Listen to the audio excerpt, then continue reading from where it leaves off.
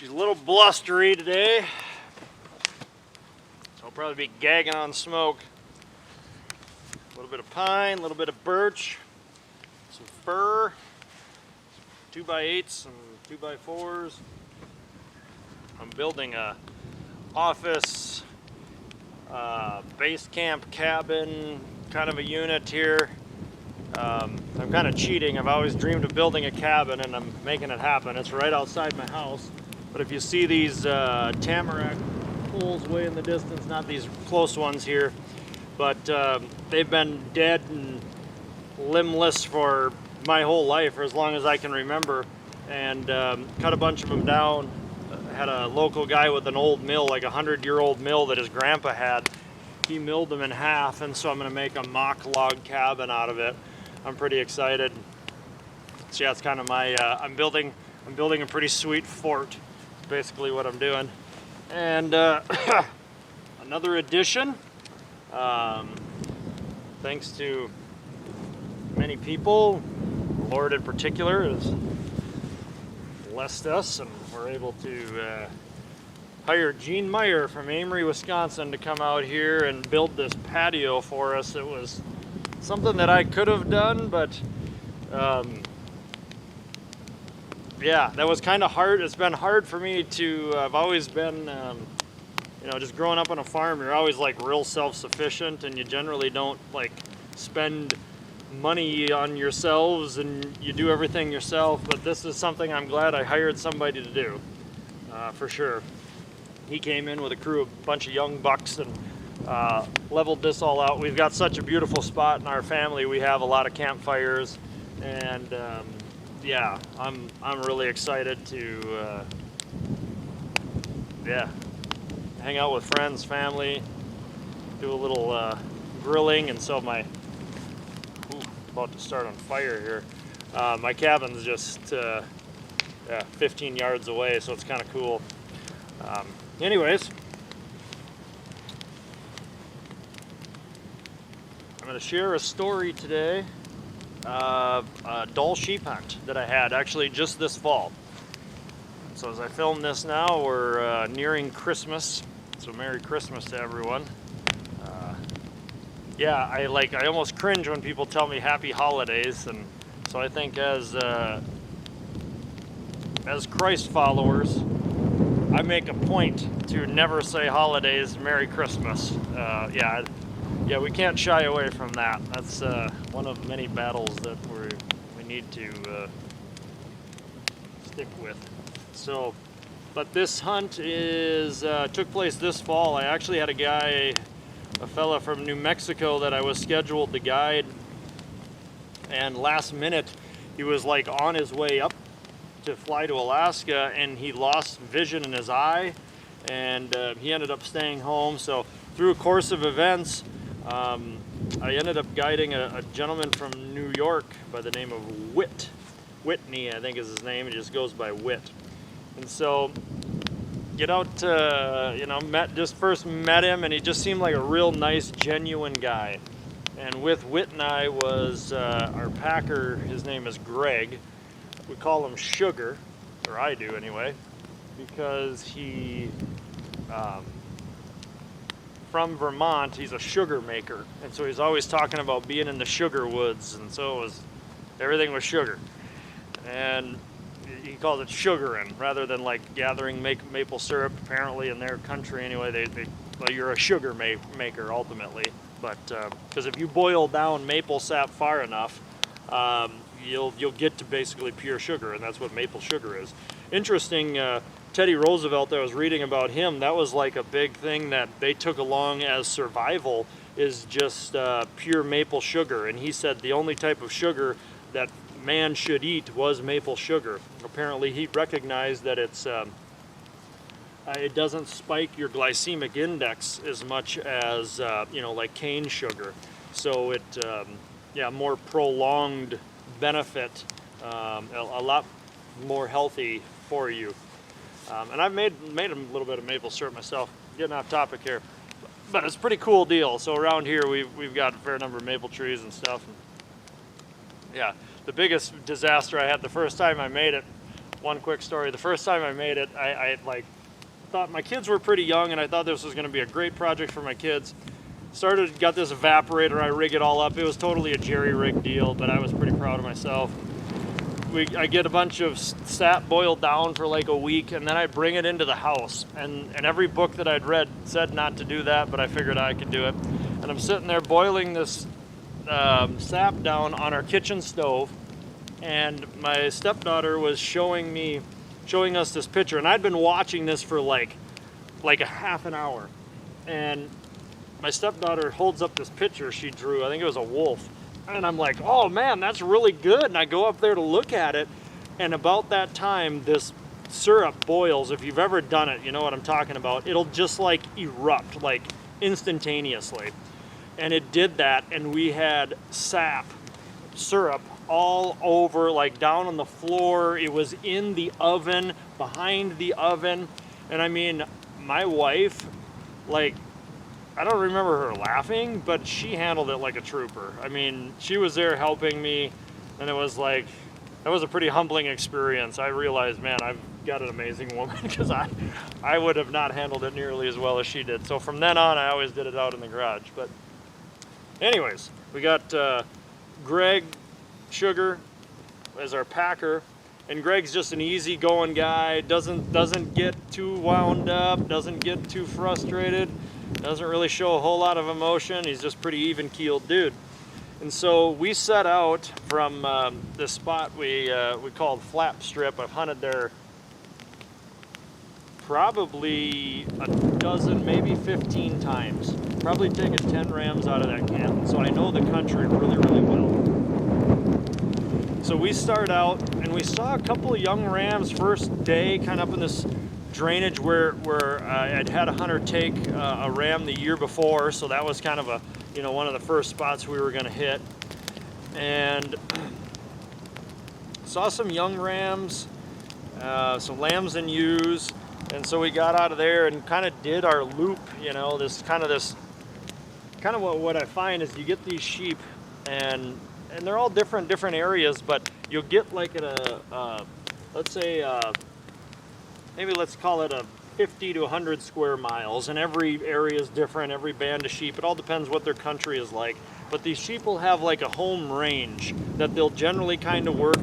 And I've been hunting that particular area for 22 years, and for the most part, I've found that, obviously there's some overlap there, but I've kind of found that in at least a lot of these places, they kind of stick to that general core range.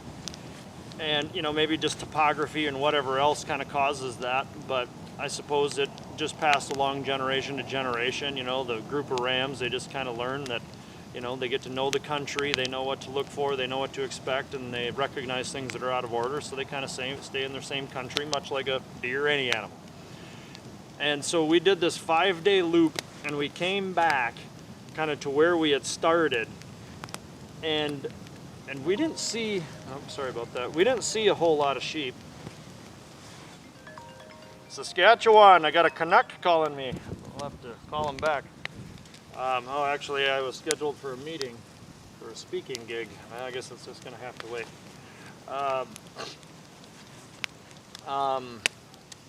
Where was I there? Sure, I lost my train of thought. Oh yeah, and so something told me that, to backtrack here, so Whit from New York, his wife, they wanted to get out of New York. He's from upstate. And he wanted to get out of New York, and his wife took a teaching job. Whit's a carpenter. His wife took a teaching job in North Carolina, like just a couple of days, like a week or two maybe at most, before he left on this trip. And so this was in August, and she needed to be there like August whatever, but basically during that hunt she needed to be down in North Carolina with their one remaining child that was still in the house. And so he was kind of wondering this whole time, he's wondering as he's going on this hunt kind of what's happening, and him and his wife, they agreed that they weren't going to communicate with one another during this time. And Whit kind of did the move or went along with his wife wanting to move out of New York at her request. He kind of, she was the one that wanted to move. And so he said, yeah, let's, whatever you want to do, if there's a move you want to make, let's do it. And meanwhile, she said, hey, I don't want you to stress out about my moving during, this trip that you've been planning for years. That just wouldn't be fair to you. So just don't communicate with me. Just know that I'll handle it and all will be well. And you just go up there and enjoy your trip. And, that when he told me that, I was thinking, man, that's pretty amazing. That shows a deep level of appreciation and love for one another, that they were both so selfless in the situation that they were in. And I thought, and Whit told me as much, he said, well,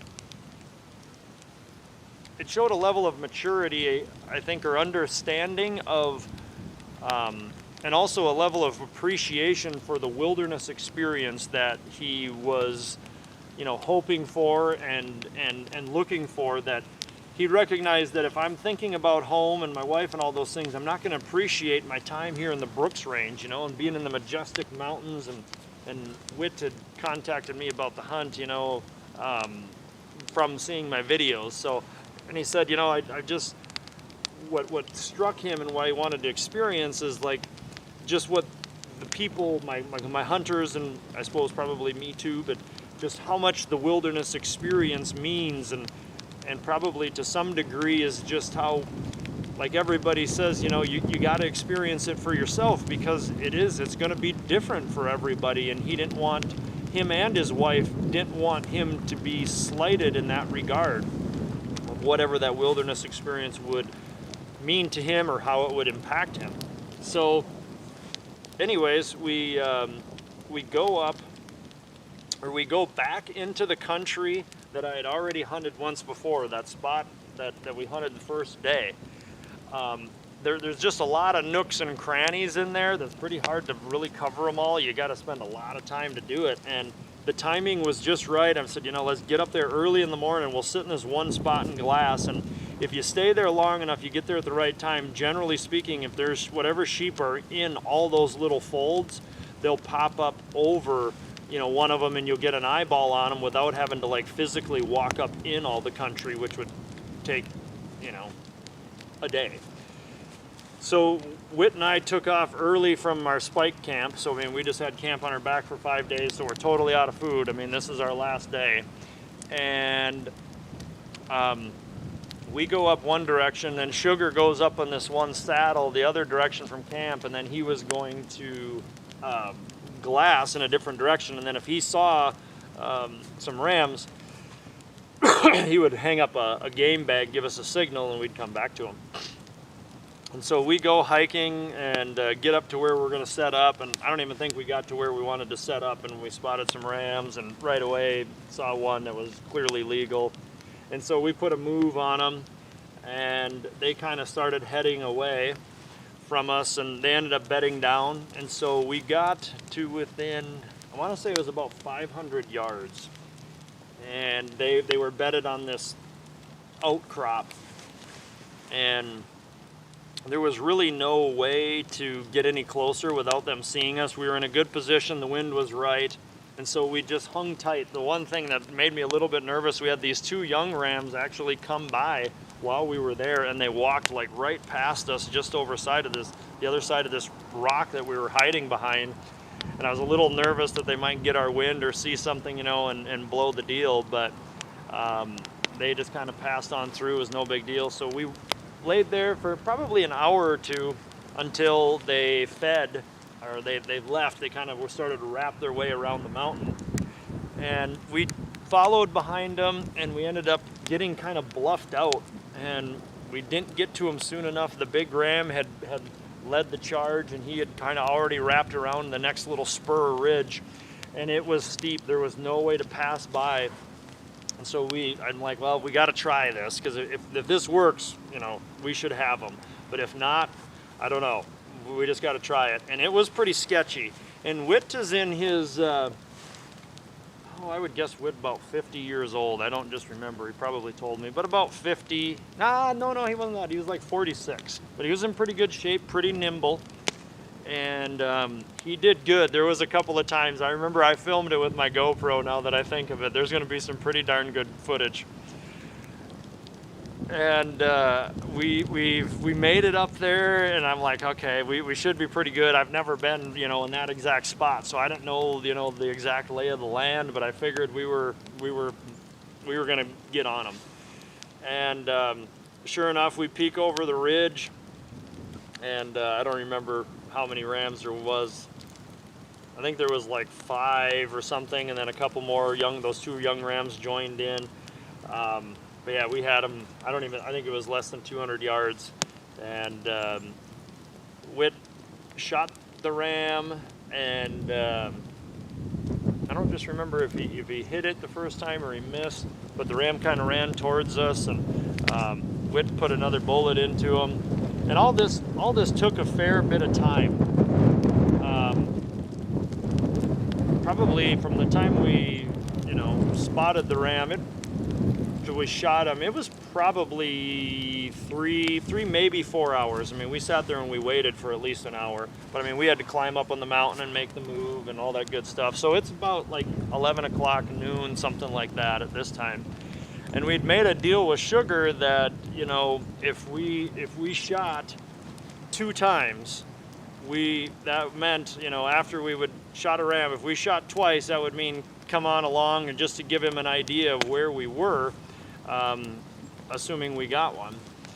And so we're, Whit and I are pretty excited. We've been hunting pretty hard. We probably put on, I don't know, 40, 50 miles, and we got the ram down, and I'm like, why don't you go shoot a round in this mountain, kind of in the direction of where Sugar would be coming from, so to be sure that he could hear it, because at this point we're like, three solid miles from camp and around a bend from where our tent was, and 4 miles from where he was going to be.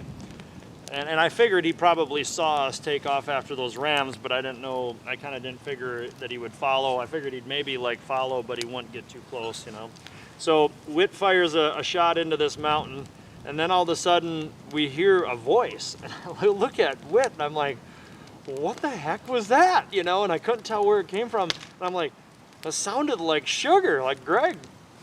And he's like, yeah, I heard something too. It sounded like somebody's voice. And I'm like, who would be up here? And I looked down at the sheep, and like 200 yards away is Greg.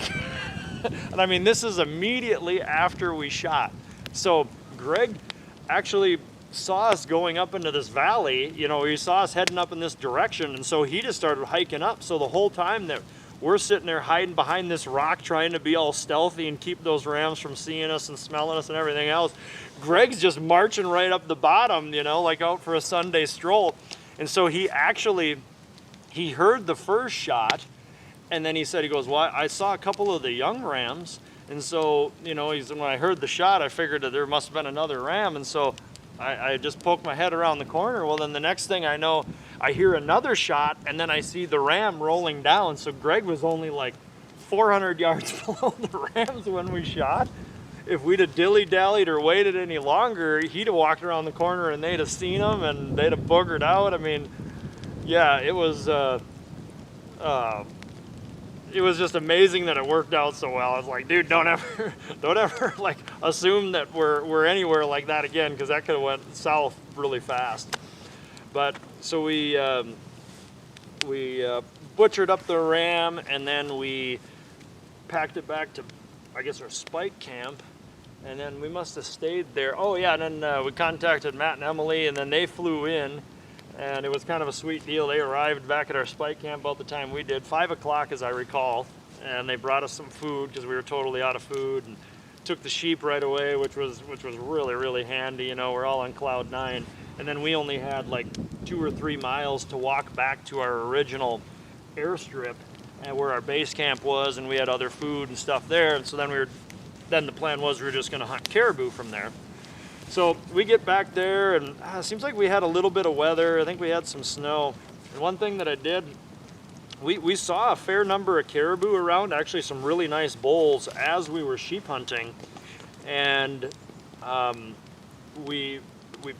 I've just kind of noticed this over the years, how, you know, caribou, they're pretty curious, and one of the old native tricks is to, you know, hang something white or flash something white, just lift something white up over a ridge. Well, then caribou being a herd animal, they kind of want to know what it is, and if it's other caribou, a lot of times they'll want to join because they find security.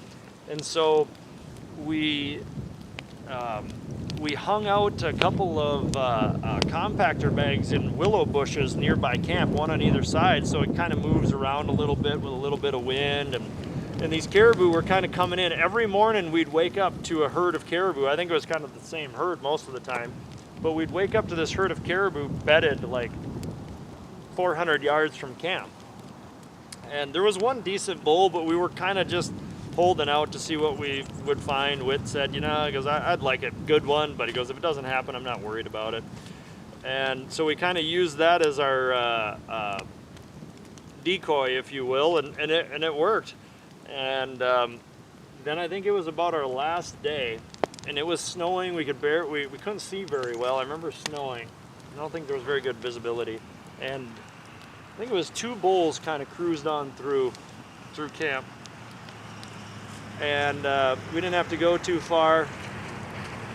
Made a quick little stalk in the brush, snuck up right on them, and I don't know what it was, about 200 yards. And Whit shot a pretty good caribou, and yeah, that was kind of a wrap. But Whit was just a good, humble, good dude. I really liked Whit. And one thing, as we were having our discussions, you know, we had a Bible study of sorts, maybe once or twice, and one thing I was talking to him about, we were talking about his wife, you know, and his family and his life and just all kinds of things, and I just kept coming to like his marriage, you know, and I just complimented him of how, cool's the right word, but I just really respected the fact, I had great admiration for him in his marriage, for him and his wife, you know, that they're going through this trial in life, a real pivotal moment, you know. They'd both grown up in New York and they were moving. I mean, that's a big deal, you know, to be doing it in your 40s, 50s, any age, really. And I got to talking to him about that, and I'm like, you know, I kind of think the story in this hunt, this film, if you will, because I'm always kind of, as I'm field producing these hunts, as I'm filming them, I'm imagining, you know, what's the story here? And you really can't, if you try to tell the story before it happens, you got nothing. You know, you got to let it play out. But in my mind, I'm just, you know, what's unique about Whit? What's unique about this hunt? And definitely that was one thing that stood out to me on that hunt, was just the union that they clearly had and the way they were going about it. I really appreciated. And my youngest daughter, it was her birthday during that hunt, 17th of August. And, you know, so the one day I you know, texted her and, you know, just mentioned it in conversation, you know. And I'm like, yeah, she's 10 years old, and I've never been home for a single one of her birthdays, not even the day of her birth. And if you watch these videos, I think that was the first story I shared on this. So yeah, that was, you know, yeah, 10 years. And he said, you know, he's like, I really appreciate, you know, that after the hunt was all done, he's like, I really appreciate the fact that, you know, you made my dream come true. But he goes, I really appreciate that you sacrifice a lot with your family, and your kids and your wife sacrifice a lot. And people have said that to me over the years, and when I was young and that's how I made my living, I never really thought about it much. Particularly, it wasn't such a big deal before, you know, I had my own kids. When I married my wife, Matea, my stepdaughter, would have been about six or 7 years old. And so for me to be gone then wasn't such a big deal. But then when the little kids came, you know, being gone maybe even wasn't such a big deal. But about the time where they got portable and kind of, you know, out of diaper age, and, you know, I could take them out into the woods and four-wheeling and doing things, and where they needed daddy more, then it kind of started to come alive. So about the time when they were like 4 or 5, I was like, yeah, you know, I'm missing these kids, you know. I remember the first one time when they were pretty little and I came home and I was gone 3 months, like they didn't know who I was. They were like, they ran and hid behind their mom, and that was, I was like, I felt like I got punched in the gut, but I felt it too. Like the time that I was away, I'm like, okay, this is too long. But anyways, my point is like over the last couple of years, I've really been like struggling to a degree of like, hey, is this the right thing for my family? Am I hanging on to this dream and this lifestyle too long? Should I shorten the durations that I'm away? And that is something that I'm now, you know, working at doing. I'm going to start being gone for shorter lengths of time. And you know, so for like Whit to recognize that, and again, like a lot of my hunters had, but I really appreciated that. And today in the mail, I just got a letter, a Christmas card. There was a letter from Whit. And so I'll read it to you.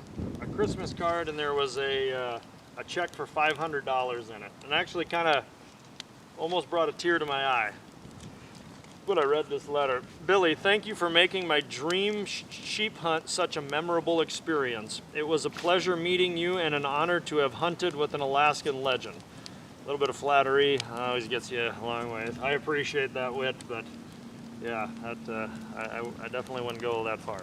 It takes a strong, spiritual, special person to take a job so far from home and away from loved ones for such a stretch of time.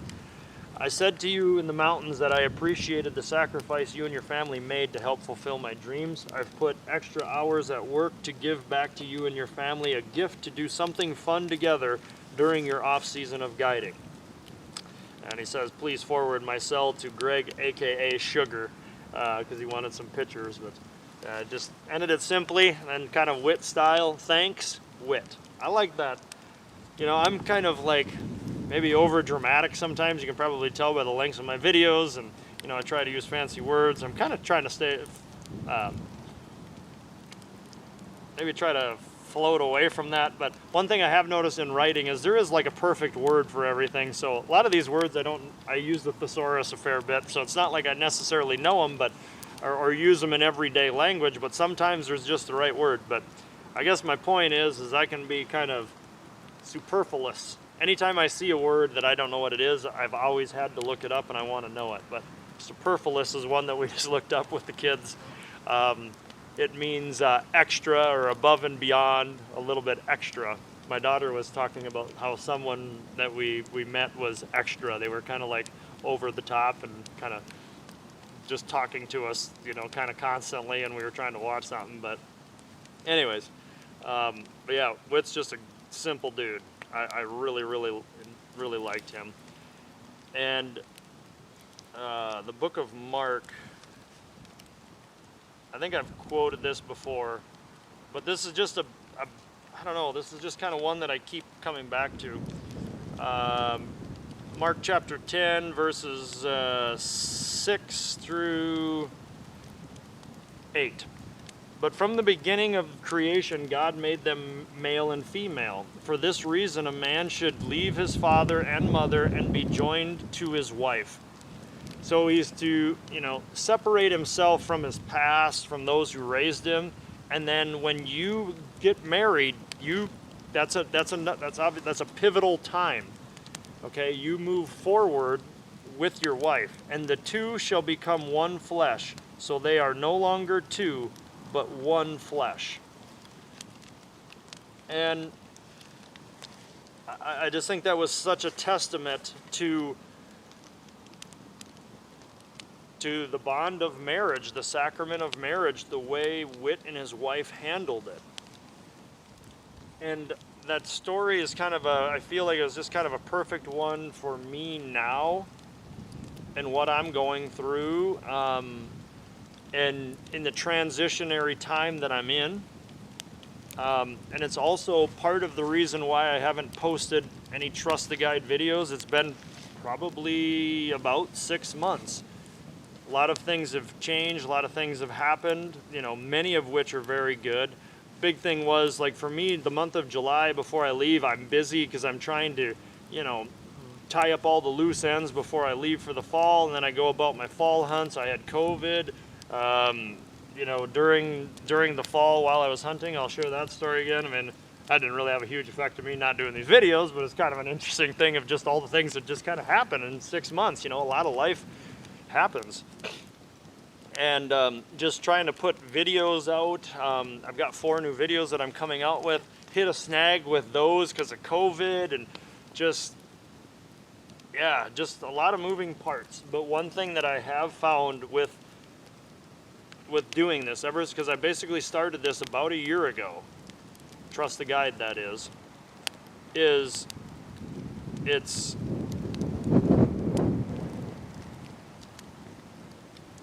it really changed things quickly. I think my YouTube following has roughly doubled, so thank you very much. And that is one thing that I really do appreciate. That does mean a lot to me, and it certainly helps me, is for those who share my content whenever they feel led. Because I don't put much, like, I never advertise anything. And so it's basically, everything's just been word of mouth. When I put my videos out 15 years ago, I had a friend tell me that. He's like, hey, if you build a good enough product, things will come. And up until now, everything has just grown very, very, very, very slowly. And I think I've said this before, like Modern Day Mountain Man, the brand, I think I was in business for 11 years before I turned a profit. 11 years. And ever since I started this, posting stuff on YouTube, Trust the Guide,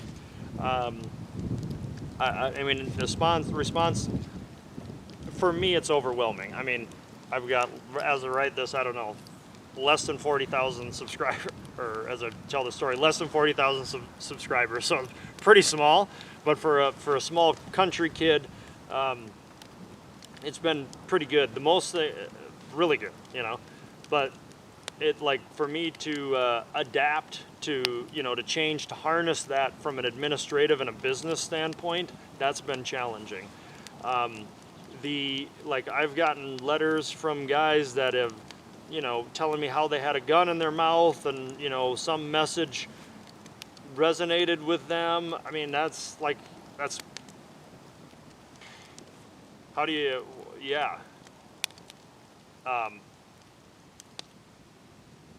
I appreciate it, and I'm not trying to dissuade anybody from writing that or like sending me personal messages. And I just had a guy write me a handwritten letter here the other day that just meant a lot. But I appreciate those things, but like for me to process them is difficult. There's a reason why I like being out in the wilderness, and I've always kind of been a loner. A lot of people figure I'm a prick, and maybe I am to some degree, but I don't like I get oversensitized, overstimulated really fast. I don't like going into busy places. I don't like going into cities. And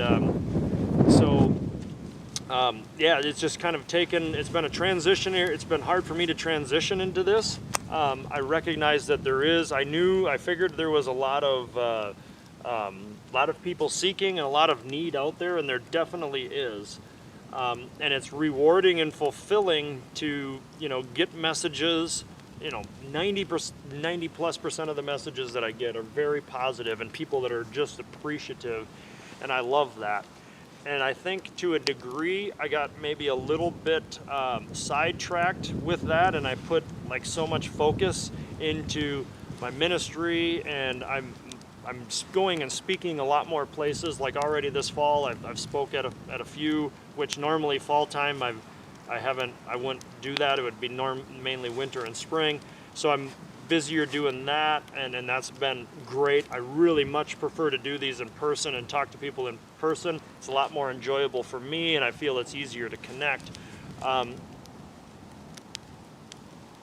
I guess kind of my point is that I feel like I've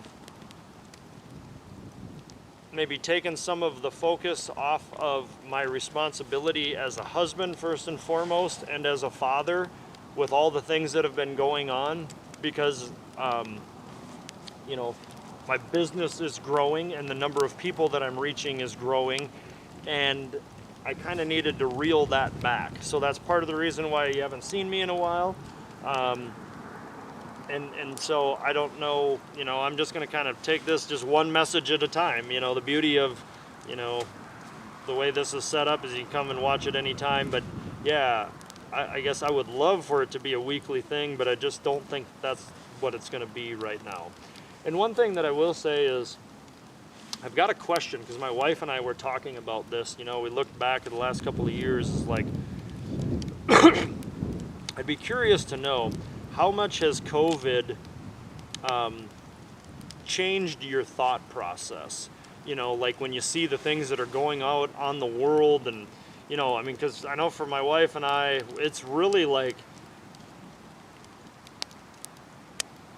we look at the world so much differently, and think about things so much differently, and in some ways good, but a lot of ways not. And I guess one thing, like the future, maybe it kind of woke us up. I guess that's maybe good news, but it's just like, I don't know, I was just always more positive and optimistic about like life for my kids and my grandkids. And I'd say that's the biggest thing, is just like, I'm kind of sorting out like what I should be doing for the rest of my life. You know, and I'm seeking God in that, and yeah, so I kind of feel like, because I don't want to live, I don't want to be on my deathbed and have any more regrets than what I already will, or what things that I've already done that I've regretted. You know, I don't want to do that. I want to do everything that I can to make this world a better place for everybody. I want to love God before all things, love my neighbor as myself, and I think I just need some time to recharge, refocus, because ultimately I think the best way for us to change this world is one household at a time. And so, yeah, if you just, you know, I guess I'm just asking maybe for a little bit of grace on that, and yeah, and I want to, I know for me, particularly when I have no audience to talk to other than Scout, it's a little bit difficult if I don't really like feel peace and excitement about sharing a message. And when I read this one, I actually filmed a Trust the Guide yesterday, and I deleted it. I was just like, this was flat, and I kind of went off on a couple of tangents, and I think it's like the second time that I've done that. But this one just kind of felt automatic, and I feel good about it. So yeah, I just want to wish you all a very Merry Christmas. And please keep the emails, the notes coming. I'd really do appreciate that. And maybe above all else, the prayers. I know a lot of people have sent me messages and just tell me, hey, I'm praying for you and your family. And I mean, honestly, that means more than anything. I really do appreciate that. So with that, we'll close this out. Heavenly Father, thank you for this beautiful day, Lord. Thank you for the sunshine. Lord, I thank you for the platform that you've given me. I thank you for all the people that have come into my life over the years, and imparted wisdom on me, and love and guidance. And Lord, I just ask for a special blessing over Jeff from Atlanta as his divorce is finalized. Just ask that you maybe continue on to work on his ex-wife, and strengthen Jeff, and if there's hope in that marriage, Lord, I just would ask that you maybe reunite them if that's your will. Just pray for their children. Ask that you just bless them, comfort them any way, in every way possible. Pray for Don Johnson's family as he continues to heal and fight cancer. Comfort Barry and Karen, help Barry to heal, Tim and Kim.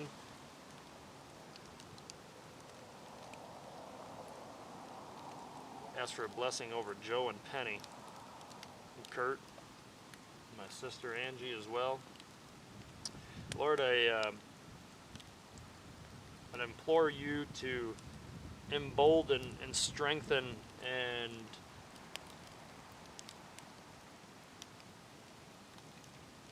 give courage to the men, all men, particularly any who are listening to this message, that are seeking you to give us all guidance and wisdom and help us as we try to navigate our modern world and be leaders to our family. I thank you for your grace and your many blessings that we have. And I thank you for all the good men and the good people that are still in this world, that are seeking you, that are recognizing that the ways of this world they lead to death. And just ask that you would just embolden all of our heads of household and everyone who's seeking you, that we don't apologize for loving you first and loving our neighbor as ourselves, and ask that you would embolden us all to ignore the world and die to ourselves, to pick up our cross daily and serve you. We ask of all these things in Jesus' name. Amen. Well, I better call the Canucks back, but before we do that, I'll give you a little sneak peek at the cabin. It's 8-foot walls. It ended up being like a 5 1/4 12 pitch, just kind of a handmade job there. Or it's 18 by 12, I think. Did I say 8 by 12? And had a gentleman that's going to give me a window. Had another guy basically give me some windows for that. So I'm pretty excited for it. Until next time, have a blessed Christmas, and as always, trust the guide.